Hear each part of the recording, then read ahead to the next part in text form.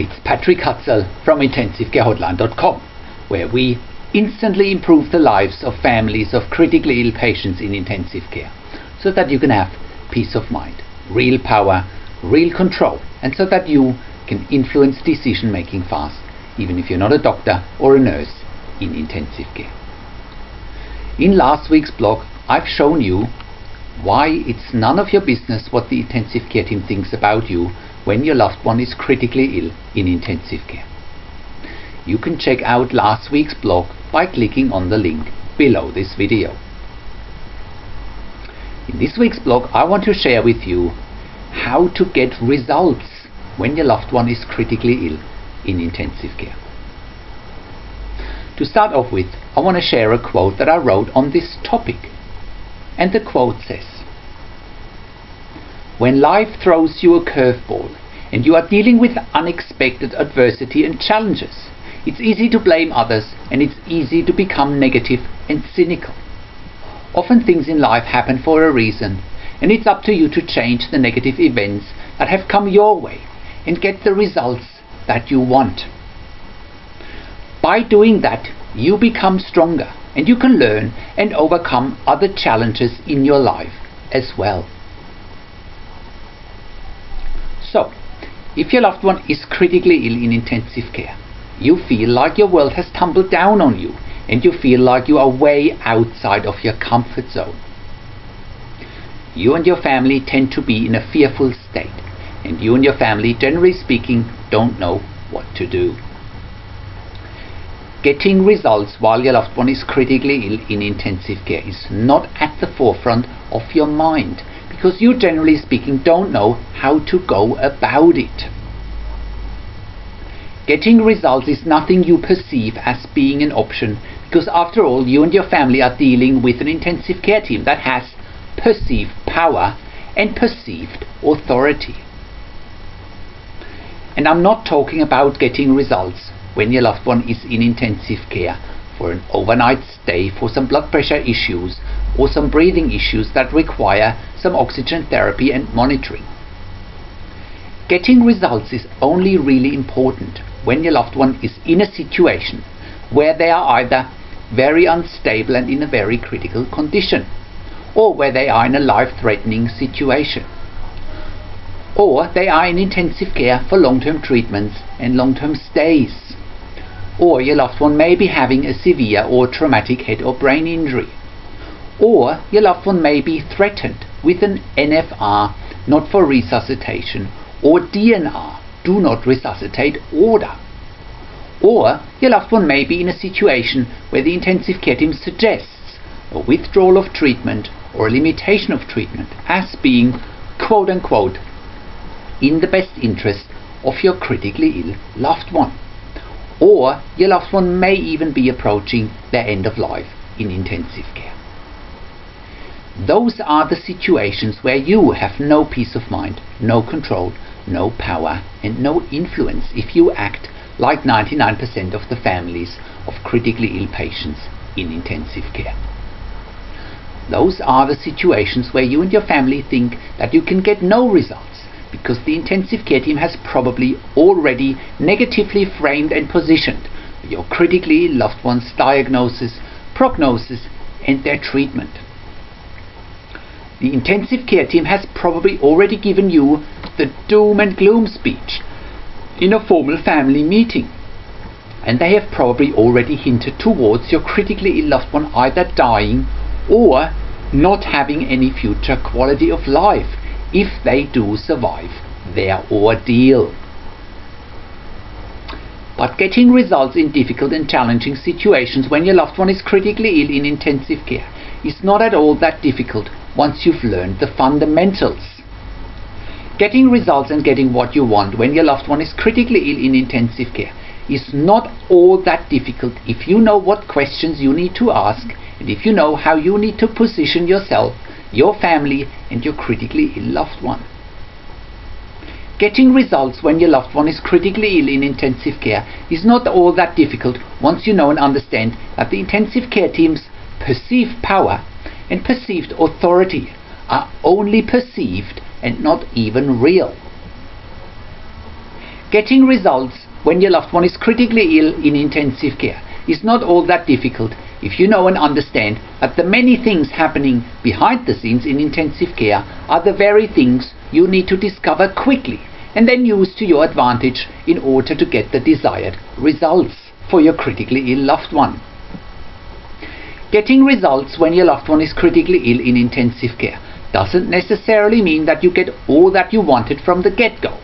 And getting results when your loved one is critically ill in intensive care sometimes might mean that if your loved one is inevitably dying, that you can get a death on your and your family's terms and not on the intensive care team's terms.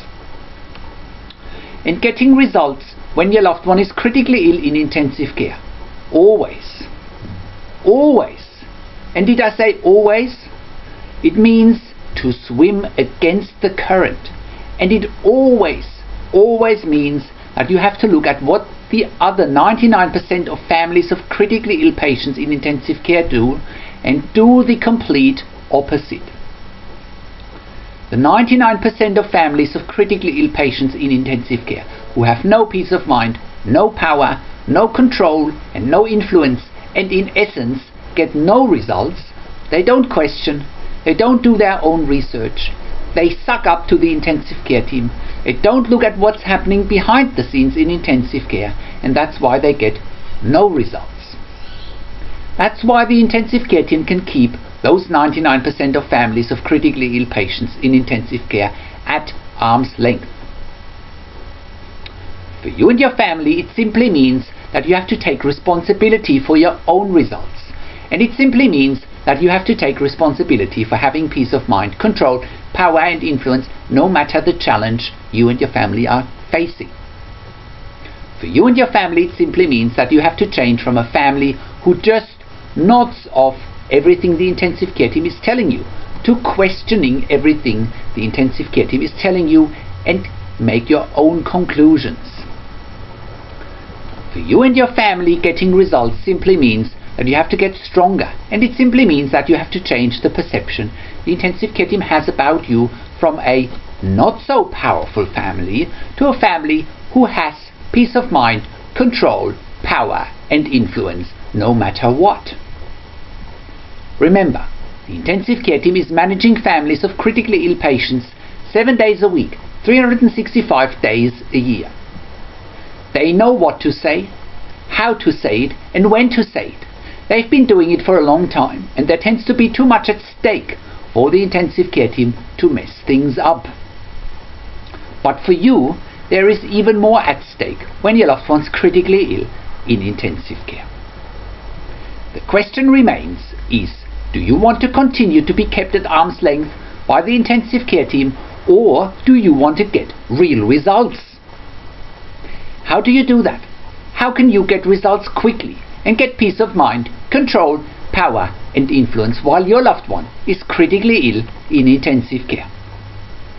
You get to that all-important feeling of peace of mind, control, power and influence when you download your free Instant Impact Report now by entering your email below.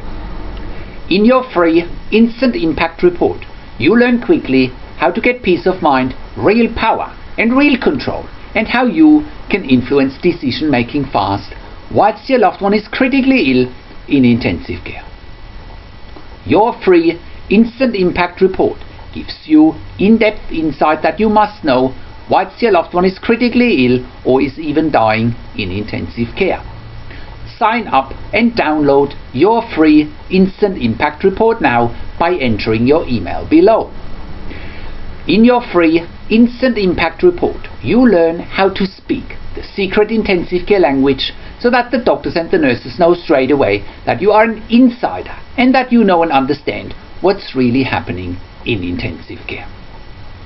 In your free report, you will also discover how to ask the doctors and the nurses the right questions, discover the many competing interests in intensive care, and how your critically ill loved one's treatment may depend on those competing interests. How to eliminate fear, frustration, stress, struggle and vulnerability even if your loved one is dying. You get 5 killer tips and strategies helping you to get on the right path to peace of mind, control, power and influence in your situation. You'll get real-world examples that you can easily adapt to your and your critically ill loved one's situation. How to stop being intimidated by the intensive care team and how you will be seen as equals.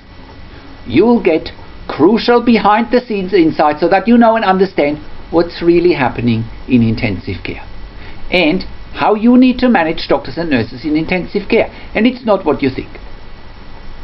Thank you for tuning into this week's blog, and I'll see you again in another update next week. Make sure you also check out our Your Questions Answered section, where I answer your questions, or send me an email to support@intensivecarehotline.com with your questions. Also check out our product section, where you get more ebooks, videos, audio recordings, and where you can also get one-on-one consulting via Skype or over the phone or email consulting with me. This is Patrick Hutzel from intensivecarehotline.com, and I'll see you again next week in another update.